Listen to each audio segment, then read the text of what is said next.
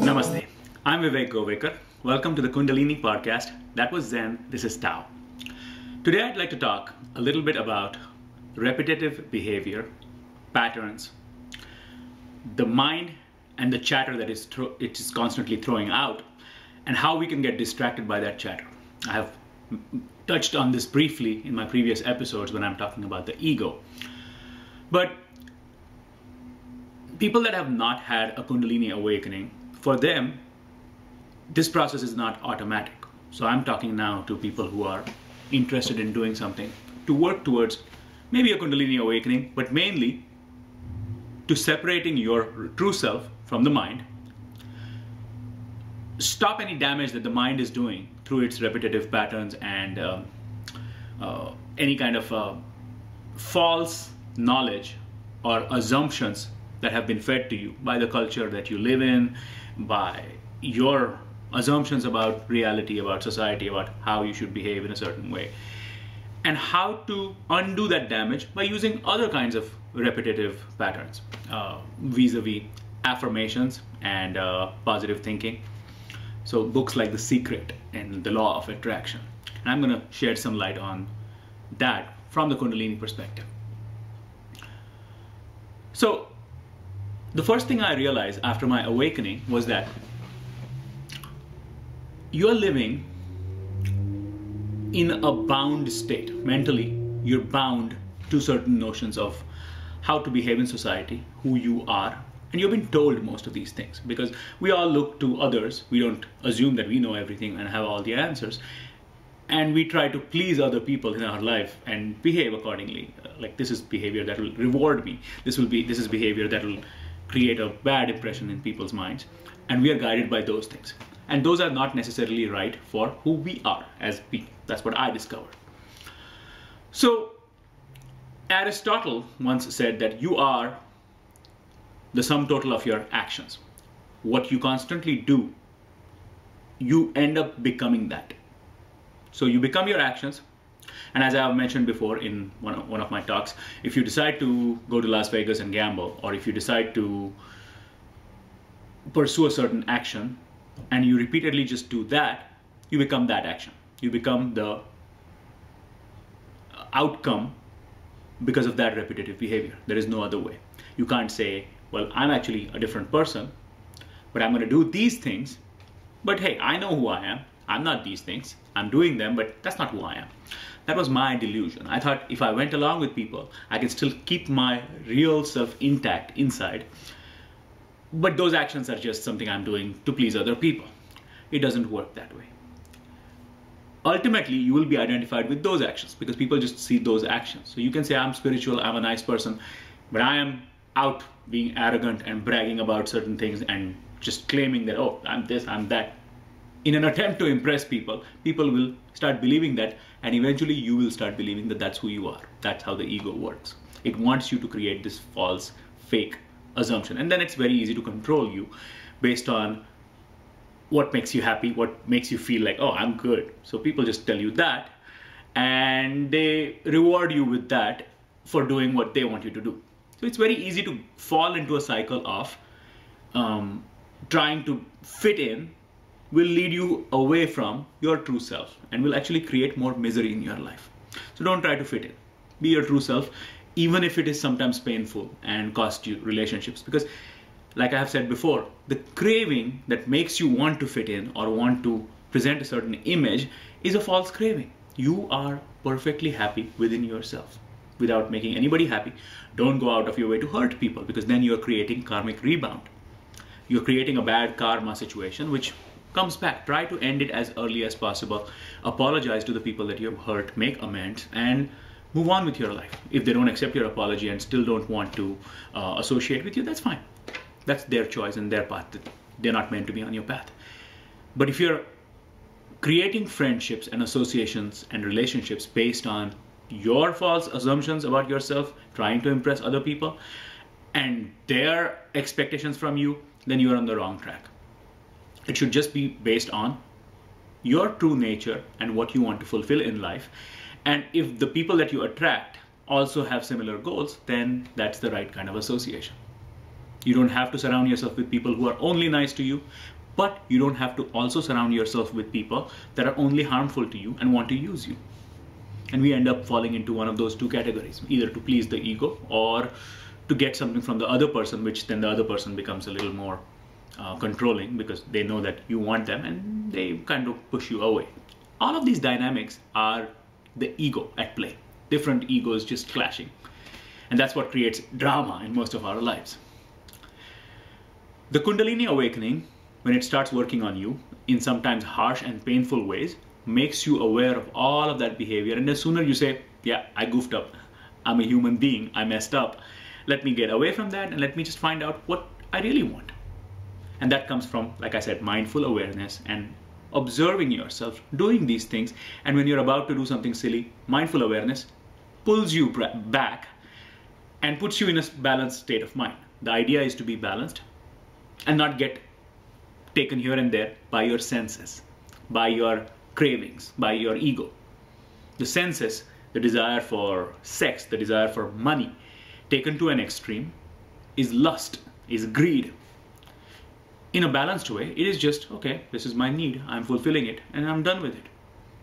Need for sex, need for food, need for money. In an imbalanced sense, one of those things projects out, the ego projects it out as the only goal in life, and that's all I want. And you run after that, and you don't want that. But this comes after repetitive patterns and inculcation of a certain philosophy in your life. Oh, money is the most important thing. You only have to make money. Money, money, money, money, money, money, money, money, money. When I call up my parents and talk to my father, I experience that all the time. Parents, and I love my parents, by the way, but generally are concerned about their kids. And if there's a mismatch between this child and their goals, and the parent and his and her, or her goals for their child, it comes across as a fear, concern, and then they try to say, okay, well, I don't think my son or daughter is focused enough on this thing that I think is very important, based on their fears and their feelings of lack. And they try to project it on you. And your approval, disapproval mechanism of what you want that pat on the back from your parents or loved ones, and you're trying to fulfill that goal for them. Or it's the same thing with your friends, stuff like that. This repetitive behavior takes you further and further away from your true reality, because now you're just following the ego, following the herd, following expectations from you. But if you let go of the fear and follow your true self, you end up making money, you end up making a living, and you're satisfied with your true self. And that's why that inner voice knows best. It knows best where you need to go. Even though 99% of the population may not be the right path for the majority of people, that is the right path for you if your inner voice is leading you in that direction. As long as it is the inner voice and not the ego. And that's the most difficult thing, how to tell the difference. Gradually, over time, mindful awareness will help you. But you can help the process with a practice of affirmations. What are affirmations? Affirmations are positive statements. As I change my mind, I change my life. Or saying, I am satisfied. I am happy just as I am right now. By saying that and visualizing it deeply, you are bringing that state of mind into your existence. Because it's very simple. Your mind is a jumble of thoughts. And whatever suggestion you have received and imprints itself most powerfully, that's where you're going to go. That's the purpose of the mind. Because our minds are very, very powerful. You have been given the power with your mind to come up with a thought, to visualize it, and then go about making it happen through your actions. But first, the thought has to be the right thought. In society, and because of the ego and how it has gone rampant in society, people have learned to manipulate other people through their egos towards fake, false goals. I mean, the person doing the manipulation is being misled by the ego, and then he's found clever ways of doing it to kids. What we do to children is violence. When we say, I'm your father, and if you don't do this, I'm going to be unhappy with you. That poor child is shattered. And you're shattering that person's ego and making him something else, shattering that person's true self and self-esteem to make him someone in your image at the prompting of your ego. That's violence. Violence doesn't just mean physical violence, it means mental violence. And you see that all over the place. The more egotistic and deluded the parent, the more damage you end up doing to the child. The best way to approach this is to see what's best for the child and allow them to do that, and not impose your will and your ego and do a whole lot of damage for that child. But if that has been done to you, as it has been done to all of us by society, the best way to get out of it is to put your own patterns and your own belief systems through repetition, which is why affirmations work. Affirmations are you are visualizing something using your mental apparatus, and those visualizations, those affirmations constantly work on your mind, and you become that person which you are now programming yourself. I always give the analogy of a cassette tape. Maybe younger people don't know what a cassette tape is, but this is the little tape that we used to play music on back in the day before CDs came along and MP3s came along. And you could record on the tape, erase it, and record again. That's the mind. The more you use affirmations, visualizations, and the more something is repeated to you, it becomes your reality. It's best for you to do it and program yourself and tape it on your psyche than someone from the outside doing it for you without you knowing it. And that's how all kinds of indoctrination works, whether it's political indoctrination or religious indoctrination. This is the right thing. This is proper moral values because scripture says so. And people just keep repeating it, and you create more mindless robots. You're not creating any spiritual beings. True spiritual beings are capable of sensitivity, capable of original thought, and capable of removing the conditioning and indoctrination. What helps in doing that is indoctrination from yourself of affirmations, of spiritual saying and things you read. So if you fill your mind with positive thoughts that help your being, better music, better books, better surroundings, better people, that will create a better environment for nurturing your soul, your needs, and creating a better human being. And the ego is the opposite of that. It creates a competitive paradigm that is just feeding more people into the rat race, running around trying to win approval from their peers, from their parents, from their friends. So affirmations done right, done the correct way, have the power of removing the prior conditioning in your body. I started using it after the Kundalini awakening, but the Kundalini was doing this process for me. For people that don't have a Kundalini awakening, you can use affirmations and books like The Secret or any law of attraction books. Remember though, most people sell these books as get-rich-quick schemes, like become rich. But that's still feeding the ego. That's still false identifications with what is going to satisfy you and make you happy. Getting rich may solve some of your problems. Obviously, if your basic needs are not met, you need those things. You need money. But if you're using the affirmations and visualization simply to get rich, you could be extremely miserable. You'll have a lot of money and you'll still be miserable. Ask for the right things. Ask for abundance through the right means, through your nourishment needs in mind, through your fulfillment of your soul, of your potential on this planet, and then making money through that is more satisfying than simply just making money and becoming rich. That needs to be remembered. That has been forgotten for a long time in this society.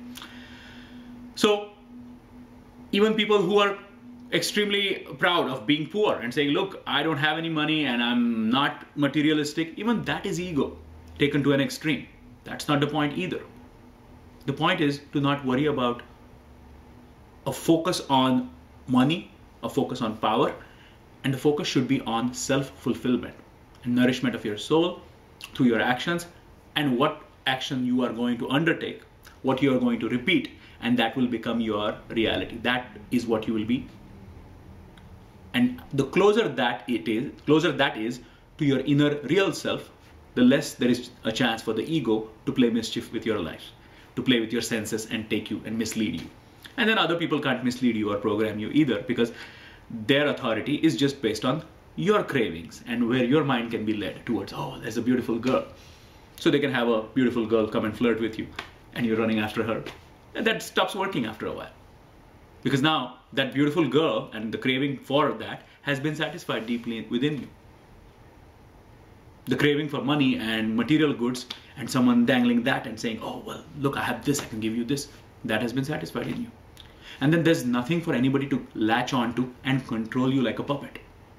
And that is true freedom. True freedom is the freedom from your senses misleading you, which makes you nothing but a puppet. True freedom is the freedom to experience life as it is, to experience your inner joy and not have misery based on comparisons to other people, based on the outward appearance of other people and their wealth. True bliss, true freedom is within. And if you remove one set of repetitive patterns through a better set of repetitive patterns, which is spirituality, prayer, meditation, affirmations, you are then getting closer and closer to your inner divinity. So that's a brief look at affirmations, repetitive patterns, what it means to be misguided by the ego. I hope you found that helpful. Thank you for watching. Namaste.